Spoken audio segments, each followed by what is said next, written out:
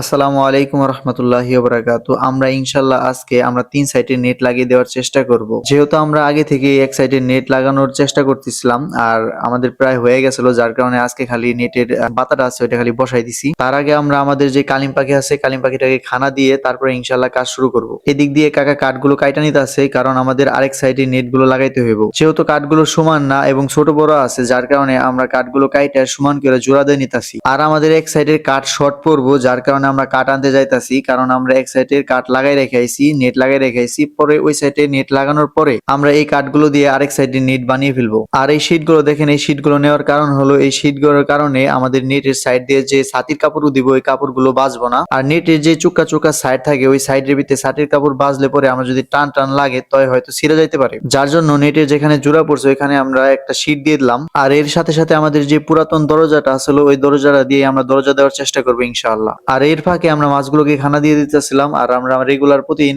একবার করে খানা দেই, আর দেওয়া উচিত হয়তো সকালে একবার রাত্রে একবার। আমাদের আজকে 3 সাইডের নেট লাগানো শেষ হয়ে গেছে, কারণ আমাদের 2 সাইডে অলরেডি বানানো ছিল আর এক সাইডে আমরা পরবর্তীতে কাটায় নিয়ে লাগাই নিছি। এখন আমাদের যেহেতু নেট লাগানো শেষ, যার কারণে আমরা একটু কালিম পাখিটারে সাইডে দেখবো, কিন্তু উপরে ফাঁকা আছে, ওইখান দিয়ে চলে না গেলেই হয়। আমি প্রথমে ভাবছিলাম ওইখান দিয়ে চলে যাইতে পারবো না, তারপরে দেখলাম যে ওই শৈশে উড়াল দিছে। আমি এখানে সাইডে হেরে একটু আর কি দেখতেছিলাম, পরে এখান থেকে সরে না, ওই অচেনা জায়গা, যার কারণে পরবর্তীতে ওই কোনায় একটু ফাঁকা আছে ওইখানেই যাইতাছিল, যার কারণে ধইরা আবার ফেরত নিয়ে আসলাম। তারপরের দিন সকালে কাকা চলে আসলো, কারণ কাজের ফাঁকে ফাঁকে এখন কাজ করে দিবে। আমাদের এই দরজাটা বেঁকা ছিল, যার কারণে আয়সা সোজা করে দিয়ে গেল আজকের মতো। ভিডিওটা আজকে এই পর্যন্তই। আসসালামু আলাইকুম রহমতুল্লাহ।